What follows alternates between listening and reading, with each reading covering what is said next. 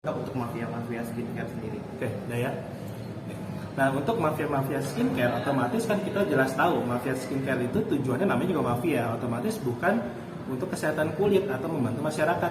Jelas ujung-ujungnya adalah bisnis. Jadi niatnya mereka hanya mengeruk uang.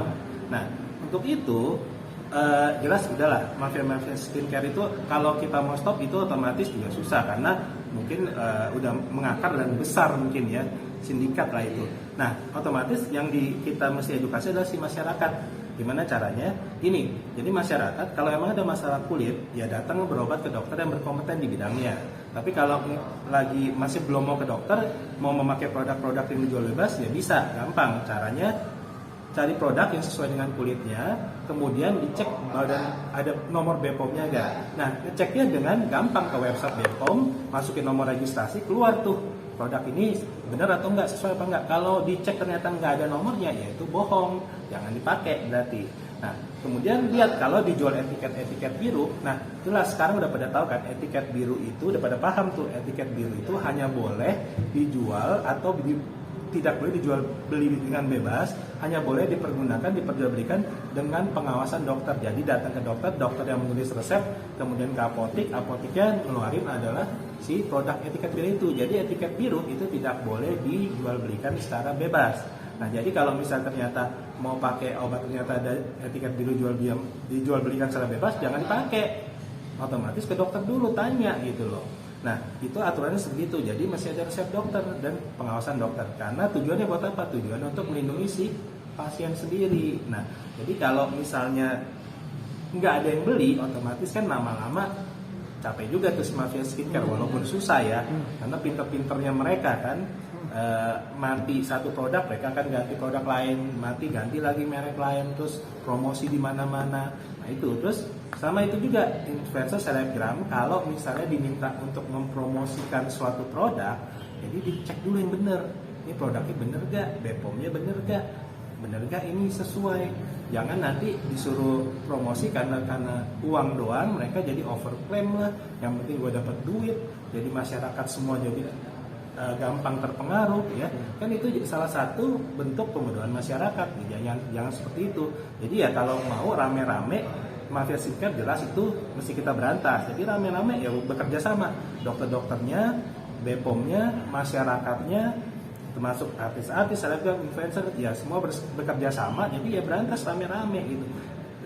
Sebisa mungkin kita bikin mafia skincare itu jadi habis, jadi nggak ada konsumennya, jadi berantakan, itu paling. Tapi kan bisa aja packaging atau apa kan diubah dengan mereka yang tanpa sepengetahuan kita dan juga dari lembaga hukum ataupun dari dokter. Tapi itu seperti apa sih? Apalagi kan kecurangannya kan banyak sekali nih, Dok. Bisa. Jadi kadang-kadang gini loh, ada berapa bilang, oh dok ini BPOM kecolongan. Kadang-kadang gini, yang diajuin ke BPOM itu produk A misalnya ya.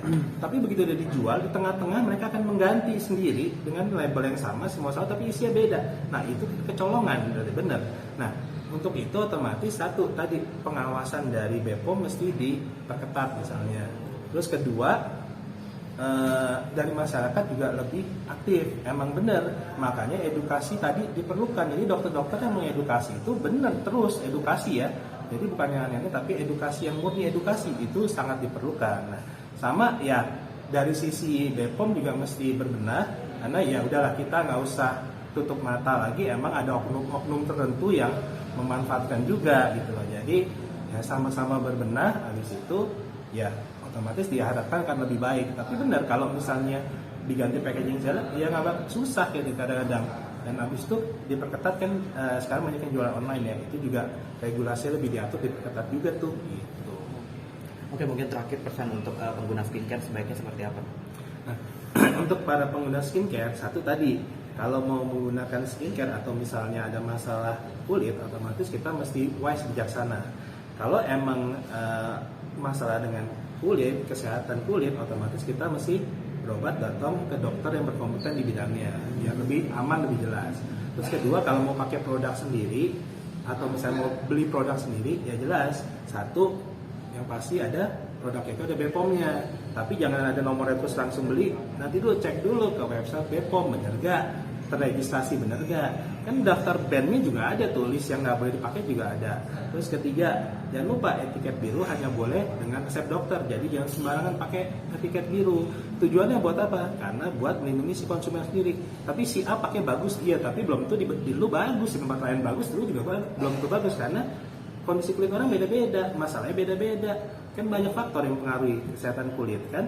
Nah kemudian terus boleh memberikan informasi tambahan kalau ada sesuatu yang kira-kira penting, beri informasi ke BPOM, hubungin BPOM, kan ada kontak BPOM tuh, bisa dihubungin. Nah, sedangkan nanti BPOM juga akan pasti berbenah diri, akan lebih cepat menanggapi. Nah, terus habis itu sama jangan lupa sebenarnya kesehatan itu kan nggak cuma dari luar doang, tapi dalam juga. Jadi jangan lupa pola hidup sehat, pola hidup bersih sehat, makanan dijaga, dietnya dijaga, lifestyle-nya dijaga, ya kan. Terus pola tidurnya segala. Nah itu yang berpengaruh juga untuk kesehatan kulit.